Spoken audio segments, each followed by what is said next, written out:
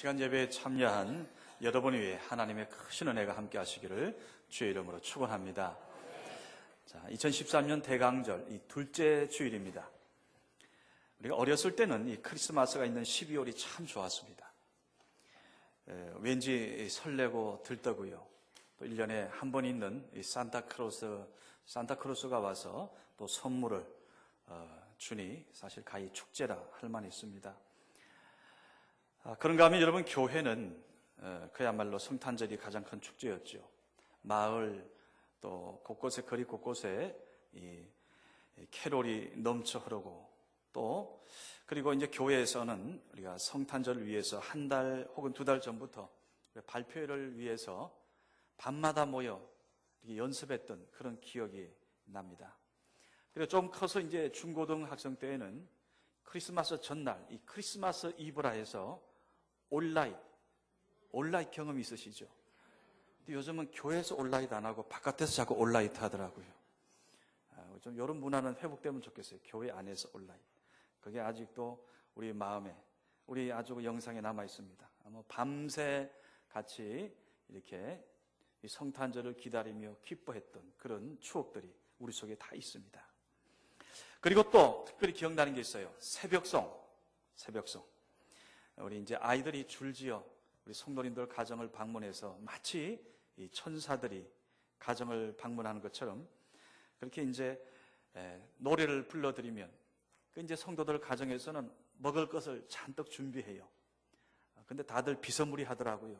그때 먹을거리가 그렇게 풍족했습니까? 자, 그것을 잔뜩 준비했다가 이제 자루에 넣어줍니다. 그럼 그것을 모아와서 교회에서 또 나눠 먹고. 그리고 또 성탄절 쯤엔 왜 그렇게 또 하얀 눈이 많이 왔는지 모르겠어요. 그 흰 눈을 이제 밟으면서 아주 뽀드덕 밟으면서 성탄절 교회에 오는 그때 그 아름다운 추억들 참 너무나 그립습니다. 자, 그런데 나이가 들어가면서요, 이 12월이 설레고, 근데 이 좋은 것만 아니구나 싶어요. 왜? 한 해 한 해 시간이 팍팍 지난 것을 느끼다 보니까 때로는 겁이 날 정도예요. 여러분, 나이 들면서 가장 듣기 싫은 소리가 뭐죠? 늙었다는 소리예요. 늙었다.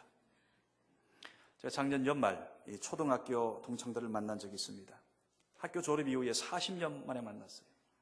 그러니 얼마나 많이 변해 있겠습니까? 다들 이제 낯선 중년이 되어 있습니다. 자, 어렴풋이 남아있는 옛 모습을 더듬어가면서 서로 인사를 나눴어요. 그 중에 한 친구가 저보고 이렇게 인사하는 겁니다. 야, 너도 많이 늙었구나. 저도 대받아 말했지요. 야, 근데 너는 왜 대머리가 되었냐? 자, 나이 먹었다는, 늙었다는 그 소리에 나도 모르게 욱한 겁니다. 자, 이런 머리 없는 사람에게 사실 머리 이야기는 치명타인데 저도 같은 아픔을 갖고 있습니다. 제가 라이트 훅을 날린 겁니다. 자, 그리고 이제 서로 쳐다보면서 그래 실컷 웃었던 그런 기억이 있습니다. 하여튼 이 세월의 흐름 지금 우리가 온몸으로 느끼고 있어요. 그래서 아주 기분 좋은 인사가 이거예요. 우리가 축하합니다. 이제는 God bless you로 하지만은 실상 여러분 이런 소리 듣고 싶을 거예요. 여전하세요. 변함이 없어요. 아직도 싱싱하네요. 우리 한 번 더 기분 좋은 인사합시다. 아주 탱탱하시네요. 여전하십니다. 자, 어떻게 기분 좋아지셨나요? 다 은혜 받았어요? 네.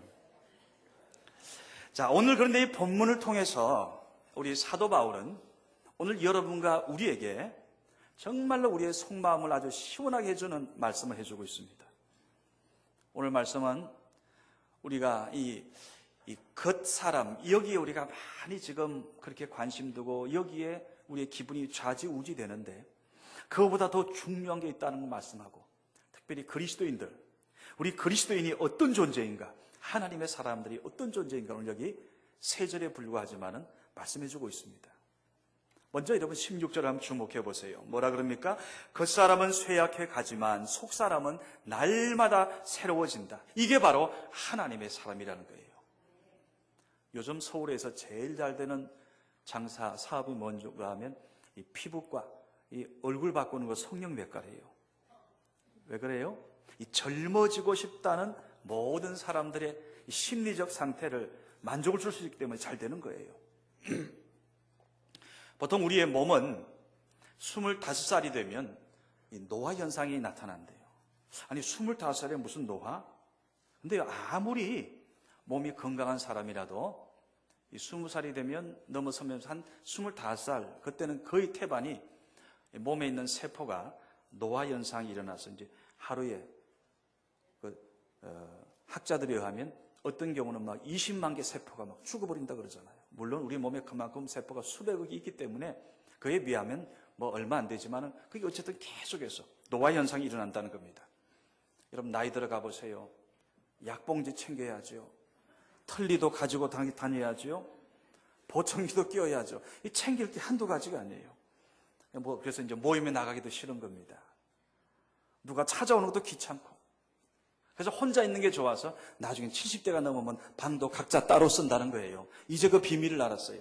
딴 이유가 없고 그냥 혼자 있는 게 좋다는 것 때문에. 그리고 이제 거울 보기도 싫어지지요. 그 사진 찍기도 싫어합니다. 왜냐하면 내 얼굴이 마음에 안 들기 때문에 그런 겁니다. 여러분 그렇습니다. 누구나 이 나이 먹고 늙어간다는 것이 결코 유쾌한 일은 아니지요. 할 수 있는 것보다 할 수 없는 게 많아지고 몸도 약해지고. 자, 프랑스 작가인 이 베르나르 베르베르라는 사람이 웃음이라는 책에서 자, 인간이 뭐냐? 인간에 대해서 이렇게 아주 설명을 하고 있습니다. 한번 잘 귀 기울여 보시기 바라요. 2살 때는 똥오줌 가리는 게 자랑이랍니다. 3살 때 이빨 나는 게 자랑이고, 12살 때 친구가 생겼다는 게 자랑이고, 18살 때 자동차 운전할 수 있다는 게 자랑이고, 20살 때 남자는 여자는 남친을 사귈 수 있다는 게 자랑이고, 35살 때는 내가 번 돈이 자랑이다가, 자, 50살이 되면서부터는 이 돈 이야기 자랑하던 게 이제 바꾸어지기 시작한답니다. 60세부터는 아직도 부부관계를 할 수 있다는 게 자랑이고, 70세에는 아직도 자동차를 운전할 수 있다는 것이 자랑이고, 75세에는 아직도 내 친구들이 살아있다는 것이 자랑이고, 80세가 되면 아직도 이빨이 남아있다는 게 자랑이고, 85세가 되면요, 이 똥오줌을 가릴 수 있다는 게 자랑이래요. 거꾸로 가네요. 이런 공감이 가지요.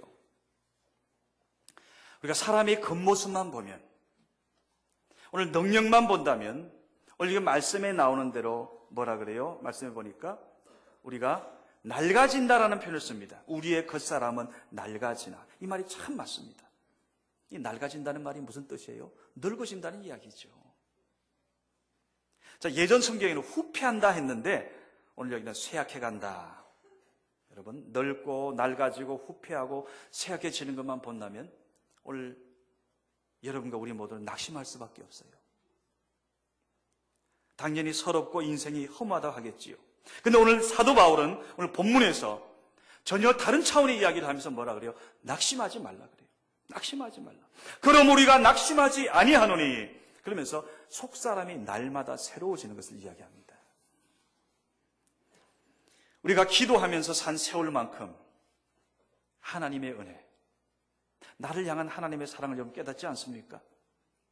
우리가 죽을 것 같은 그런 아픔을 겪으면서도 남들이 듣지 못한, 다른 세계에서는 누가 내게 위로되지 못했던 그 말씀을 하나님께서 말씀을 통해 우리에게 들려주세요.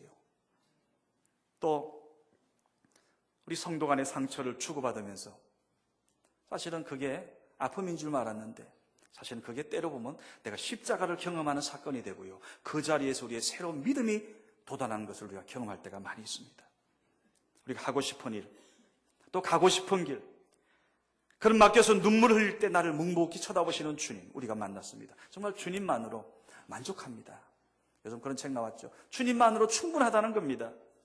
주님 한 분만으로 충분하다는 고백이 터져나오게 하시는 주님, 이러면서 우리의 속사람은 넓어지고 오늘 깊어지고 오늘 새로워지는 겁니다. 여러분, 야곱이란 인물을 한번 잠깐 생각해 보세요.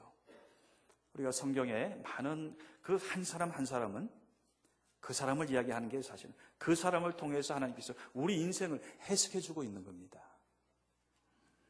야곱은 성경에 나온 인물 가운데 가장 정말 우리를 닮았어요. 무엇이든 자기가 가져야 된대요. 자기가 많이 가져야 행복하겠다고 생각했던 아주 대표주자입니다. 그래서 심지어 형이고 뭐고 없어요.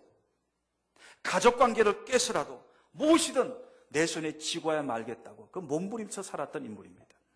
그래서 장자의 명분도 빼앗았습니다.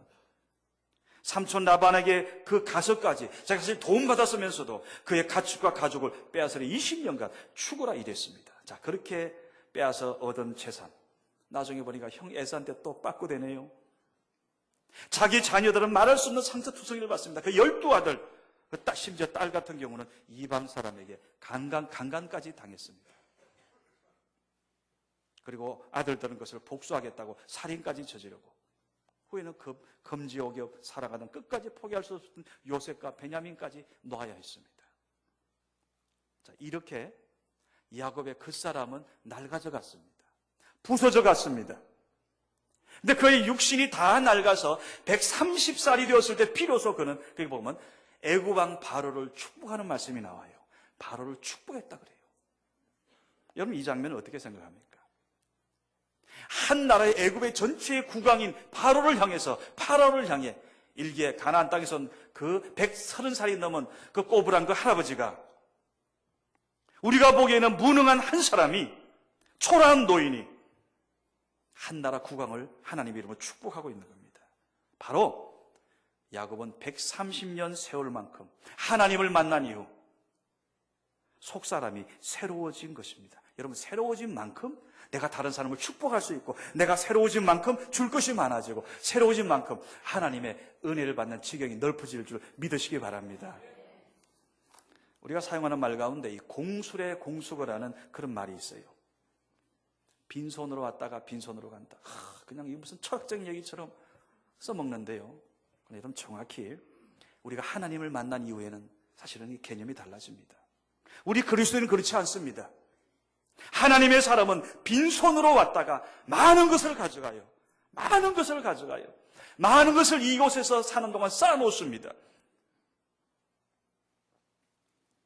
우리가 성경에 보게 되면 하늘의 보화를 쌓는다라는 표현이 나와요. 예수님께서도 마태복음 6장에서 하늘의 보물을 쌓으라, 하늘의 보화를 쌓으라. 물질로 쌓을 수도 있고요.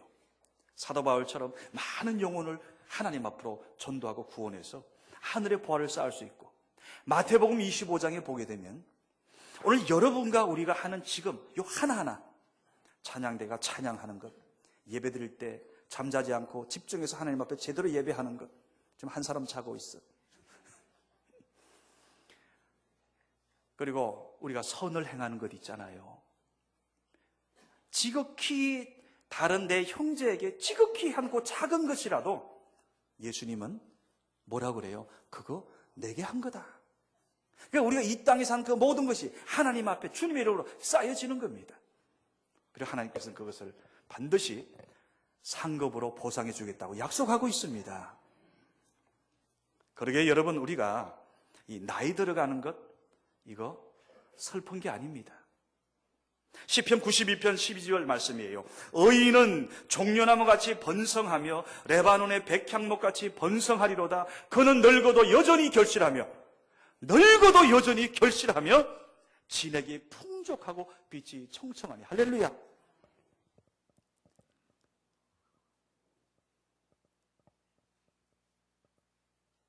여러분, 나이 들어도 결실하고 진액이 풍족하고 입이 청청하는 것, 이거 어떻게 설명하겠습니까? 이건 하나님의 사람, 성령으로 충만한 사람에게 주어지는 하나님의 복입니다. 겉은 낡아져가는 것 같지만 그것은 붙잡을 수 없지요. 그러나 오늘 하나님께서 우리 주신 이 속사람, 이것은 나중에 이제 뒤에서 설명드리겠지만 이건 우리의 영혼입니다. 믿음을 이야기합니다. 우리의 속사람은 날로 새로워져 가는 거예요. 그러기에 우리 하나님의 사람들은 늙어가는 것도 아름다운 축복일 수가 있어요. 왜? 점점 더 하나님 앞으로 가까이 가는 겁니다. 영원한 나라 천국에 다가서는 겁니다.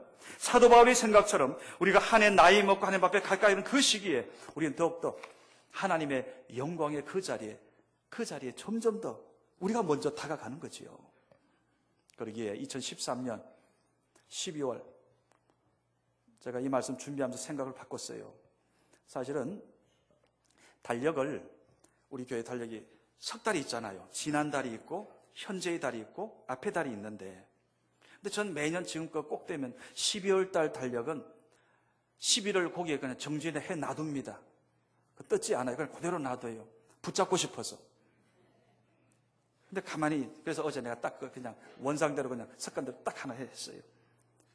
사실 우리 과거에 대한 후회와 한탄보다는 앞으로 하나님이 우리에게 주실, 우리 하나님의 교회 공동체를 통해 하나님 주실 은혜를 내다보며 속사람이 새로워지는, 정말로 하나님의 그 영광의 그 나라를 꿈과 비전, 더 나아가서 야곱처럼 다른 사람을 축복하는 자로, 다른 사람을 주님의 이름으로 축복하는 자로 여러분 모두 그 은혜를 누리시기를 주의 이름으로 간절히 축원합니다.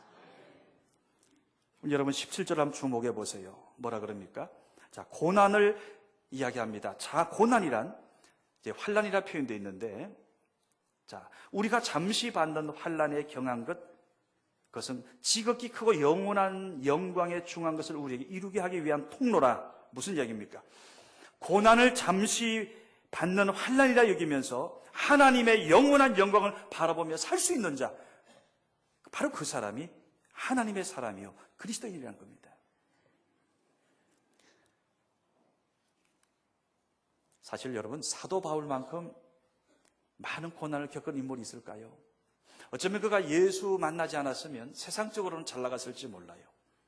그러나 그가 다메섹 도상에서 주님 만난 이후에 그의 육신은 더 괴롭고 더 많은 고난과 많은 아픔과 죽음의 위협과 태형과 퇴장과 그 수많은 고통을 이야기하지만은 오늘 바울은 뭐라 그럽니까? 그 모든 것이 잠시 받는 환난이었고 잠시 받는 고난이었다. 그러면서 오히려 영원한 영광을 나는 바라볼 수 있다 이야기합니다. 로마서 8장 18절에도 동일한 맥락의 말씀이 있습니다. 생각하건대 현재의 고난은 장차 우리에게 나타날 영광과 비교할 수 없도다. 하나 예를 말씀드리죠. 여러분, 결혼 폐물로 뭘 받고 싶어요? 다이아몬드 아닙니까? 몇 캐럿? 여러분 잘 아시는 것처럼 이 다이아몬드는 원소 기호로 표시하면 탄소입니다. C. 그런데 이와 똑같은 또 다른 물질이 하나 있어요. 숯덩이. 숯과 다이아몬드는 이 재료가 똑같습니다. 탄소기호가 똑같아요. 자, 어떻게 해서 똑같은 것이 하나는 다이아몬드가 되고 또 하나는 숯덩이로 그대로 남아있나? 자, 이런 겁니다. 숯덩이 탄소가요, 땅속 깊은 곳에 있어서 그곳에서 지열을 받습니다.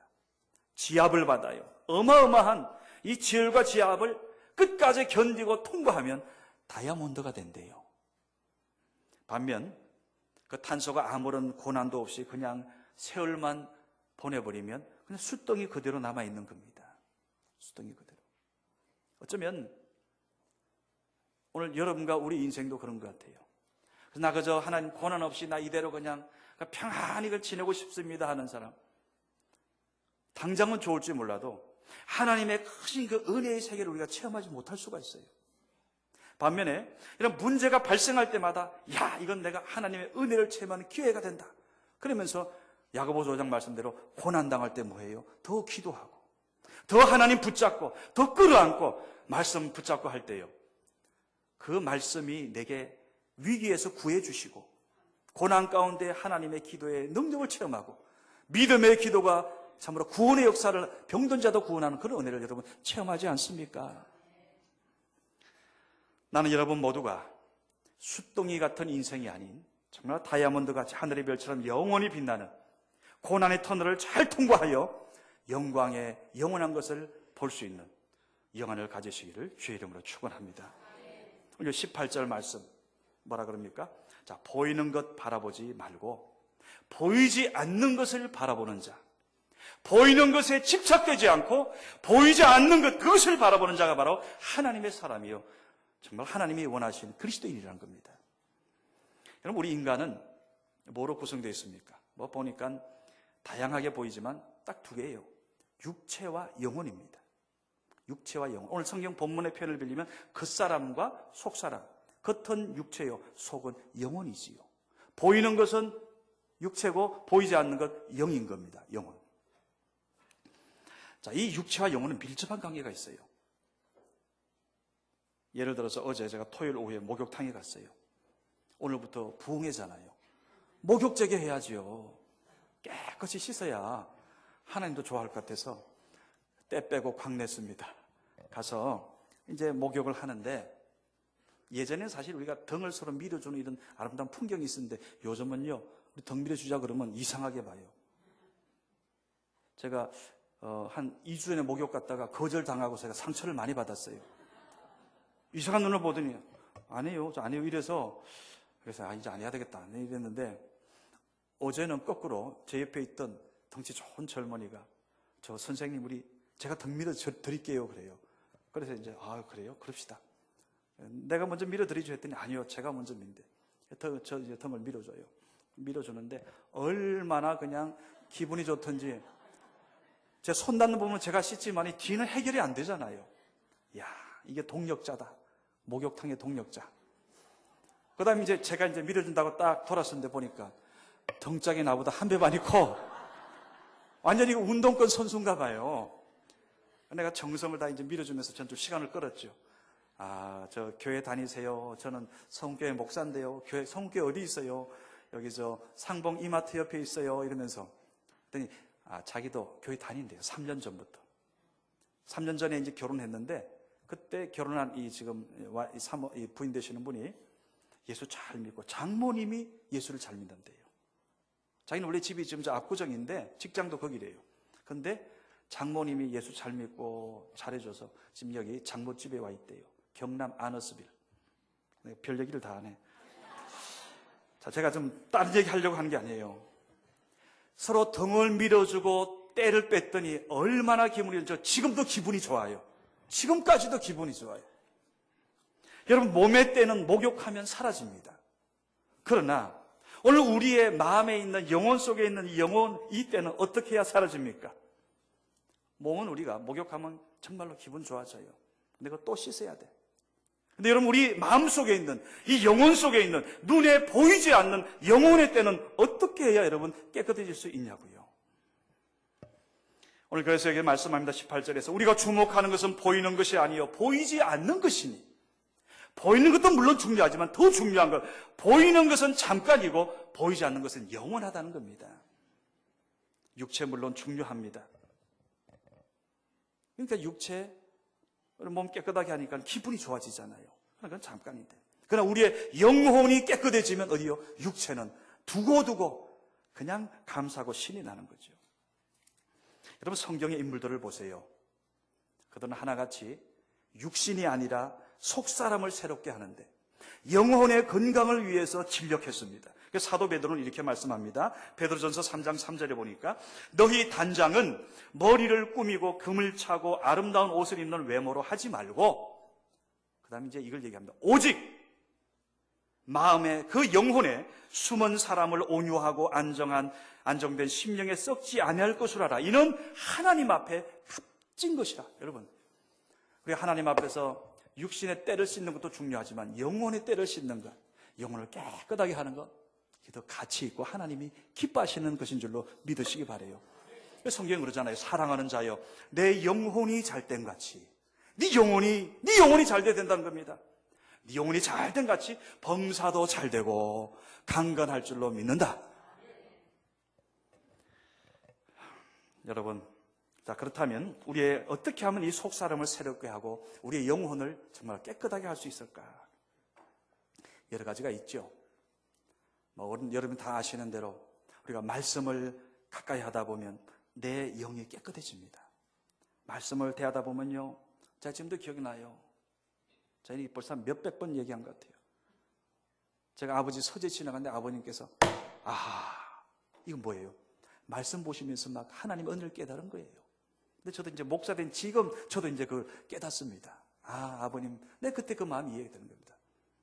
우리가 말씀을 대하면 시시때때로 하나님께서 내 영혼을 지키시고 내 마음의 때를 깨끗하게 정결하게 하여 주십니다. 깨끗하게. 또 기도지요. 우리가 기도하면 하나님 앞에 간절히 기도하고, 특별히 우리가 회개의 기도가 우리의 영혼을 깨끗하게 합니다. 여러분 회개 한 번만 해보세요. 회개의 기도. 10가지의 하나님의 큰 축복을 경험합니다. 끝까지 버티지 마시고요. 하나님 앞에 만일 우리가 우리의 잘못을 자백하면 하나님은 미쁘시잖아요. 하나님은 신실하시잖아요. 하나님은 확실하신 분이에요. 우리 죄를 다 사해 줄 줄로 믿습니다. 자백하면 하나님이 용서해 준다고 그러잖아요. 그것뿐입니까? 더 크신 하나님의 은혜가 우리의 심령에 채워지는 겁니다. 디모데전서 4장 8절에 이런 말씀이 있어요. 육체의 연단은 약간의 유익이 있으나 경건은 범사에 유익하니 경건은, 이걸 경건의 훈련이라 이해하면 됩니다. 경건의 훈련은 범사에 유익하니 금생과 내생의 약속이 있느니라. 그렇죠? 여러분, 경건의 훈련 가운데 가장 좋은 게 뭘까요? 저는 그 심령 부흥성이라 생각합니다. 가장 좋은 기간입니다. 오늘 저녁부터 시작이 됩니다. 오늘 저녁 이 자리에, 지금 여러분 그 자리에 침 발라 놓기 바래요. 여기 내 자리. 저는 여러분 이번 부흥성회를 통해서 우리의 영혼이 새로워지고 우리의 영혼이 잘되고 부흥성회를 통해 우리 심령의 영적 부흥이 일어나기를 주의 이름으로 축원합니다. 하나님의 은혜의 담비가 내릴 겁니다. 생수의 강이 흘러넘칠 겁니다. 오늘 이렇게 기도하기 바랍니다. 따라합시다. 주여, 내 영혼에 부흥을 주옵소서. 주여, 나의 속사람을 새롭게 하여 주옵소서. 이번 집회를 통해서 하나님의 크신 은혜가 여러분 심령마다 차고 넘치시기를 주의 이름으로 축원합니다. 기도합시다. 아버지 하나님 감사합니다. 오늘 사랑하는 우리 귀한 성도들, 하나님, 우리는 보이는 것을 추구하며 보이는 것에 집착하며 육신의 외모에 집중하는 자들이 아니라 보이지 않는 것, 속사람, 하나님의 영원 우리 주님의 믿음, 하나님의 거룩한 이 구원에, 오늘 하나님의 은혜에 집중하는, 주목하는 자들이 되기를 원합니다. 이번 심령대 부흥성에 하나님께서 우리의 속사람을 새롭게 하기 위한 영혼의 잔치인 줄로 믿습니다. 사랑하는 성도를 참여하여 하늘의 은혜를 누리게 하여 주옵소서. 하나님의 영광을 보게 하여 주옵소서. 우리의 영혼이 잘되게 하여 주옵소서. 우리 영혼이 치유되게 하여 주옵소서. 하나님 앞에 온전히 하나님의 어떤 분이심을 다시 발견하는 귀한 자리가 되게 하여 주시옵소서. 예수님의 이름으로 간절히 기도드리옵나이다. 아멘.